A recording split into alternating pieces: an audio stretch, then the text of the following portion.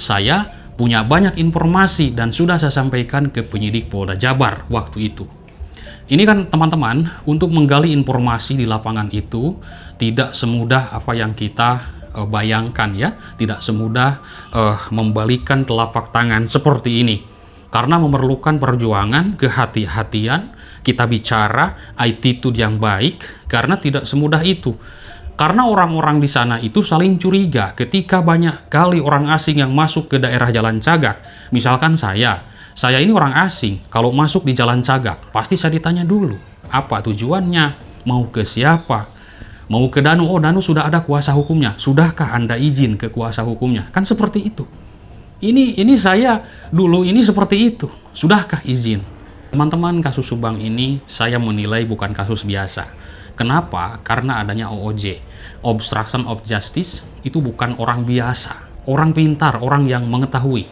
Nah, teman-teman sudah mengetahui bagaimana rekam jejak Aibda Taryono yang sudah dikatakan Polda Jabar. Ini tersangka baru dalam kasus Subang. Ternyata Aibda Taryono ini memerintahkan untuk mengambil mobil Yaris, sedangkan mobil Yaris ada di tempat kejadian perkara dan sudah digaris polis lain, dan dia bukan penyidik. Seperti itu.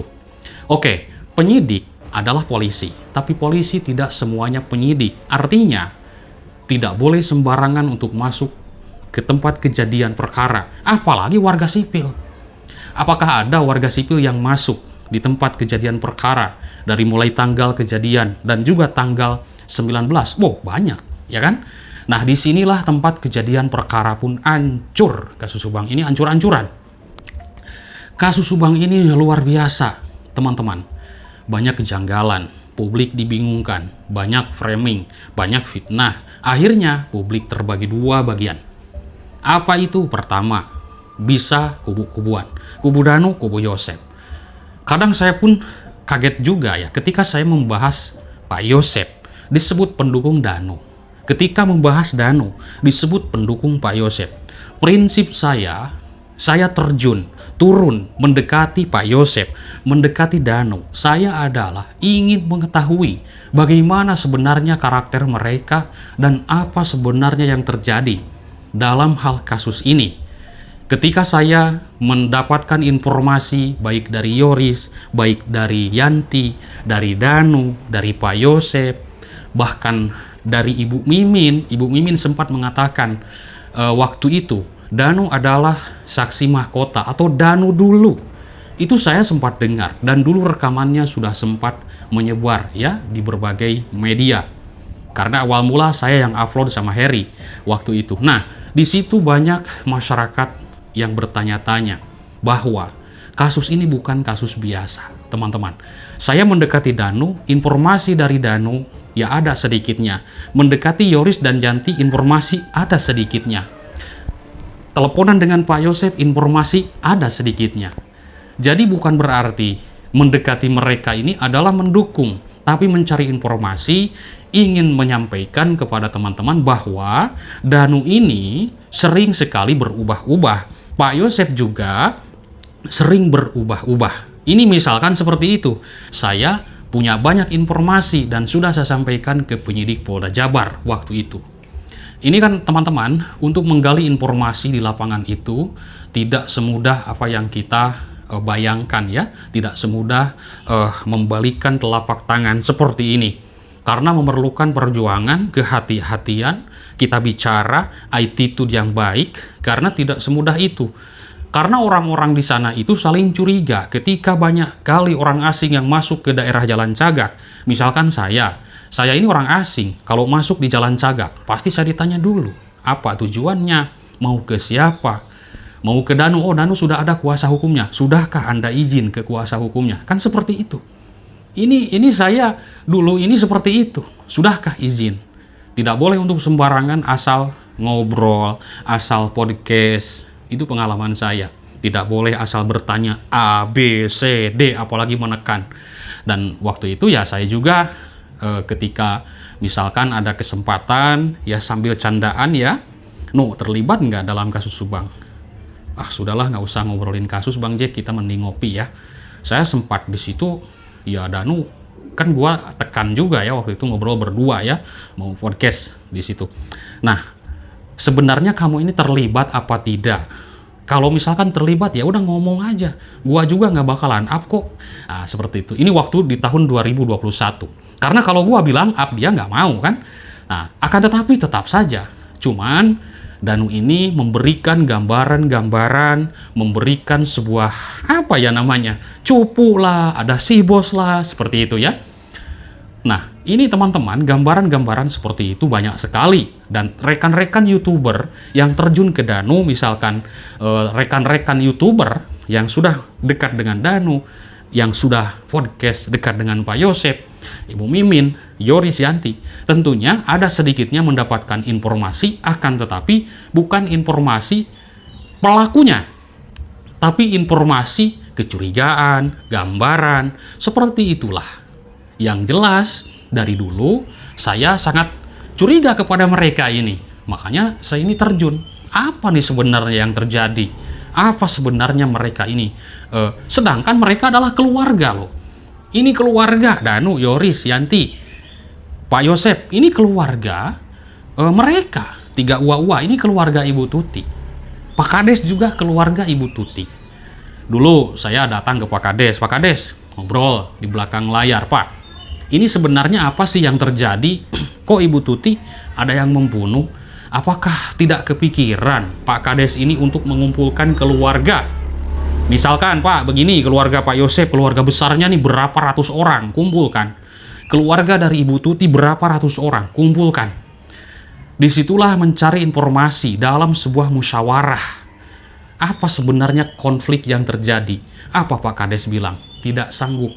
Karena ketika Pak Kades, ini cerita Pak Kades, mendekati dan juga main ke 3 Uwa-Uwa, di situ sudah dicurigai Pak Kades juga tidak masuk. Apalagi Pak Yosep. Sudah benci ke Pak Yosep, keluarga dari 3 Uwa-Uwa ini. Benci sekali ke Pak Yosep. Gitu kan? Jadi Pak Yosep pun tidak masuk, Pak Kades pun tidak masuk. Begitulah cerita dia yang saya dengar. Tapi entah, ya kan? Karena Pak Yosep sendiri dan juga Pak Kades sendiri mengatakan bahwa Pak Kades ini diurus dari kecil oleh almarhum Ibu Tuti. Dia pulang sekolah, makanya dia waktu itu mengatakan begitu kenal sekali dengan kaki yang ada di mobil Alphard tersebut, karena saya katanya diurus dari kecil. Pak Kades pun tidak mampu untuk menyatukan keluarga ini. Akhirnya, siapa yang memviralkan? Harusnya keluarga yang berjuang mati-matian, misalkan Kang Yoris, ini harusnya membombardir para pelaku ini, mencari siapa dan apa sebenarnya yang terjadi. Kan harusnya anaknya, anak pertama, bayangkan. Ini sebagai pengganti orang tua, ya kan, pengganti dari Pak Yosep. Harusnya kan mereka ini membombardir sebenarnya apa yang terjadi, kumpulkan keluarga. Kalau tidak mau berkumpul, curigai, marahin, kan seperti itu, ya. Biarin karena keluarga. Lalu siapa yang memviralkan? Saat ini dari tahun 2021 sampai sekarang, masyarakat dong. Warga Indonesia, bahkan warga Indonesia ada yang di luar negeri mengetahui kasus ini, ikut memviralkan. Keluarganya mana? Tidak ada. Ya kan? Nah, harusnya Pak Kades, harusnya Yoris, Pak Yosep juga membombardir siapa sebenarnya ini dan apa yang terjadi, kumpulkan musyawarah. Insya Allah di situ akan ada titik temu, kecurigaannya ke A, ke B, ke D. Nah, kan bisa itu dengan kepolisian. Malah ada oknum, ini kurang ajar ya kan? Malah ada oknum diberitakan Kabid Humas Polda Jabar yang baru mengatakan bahwa Aibda Taryono ada keterlibatan, diduga itu obstruction of justice. CCTV malah dihilangkan. Coba bayangkan. Nah, banyak sekali yang berkomentar dan tadi pun rekan saya bertanya, itu kalau ada sidang lagi katanya CCTV itu diputar.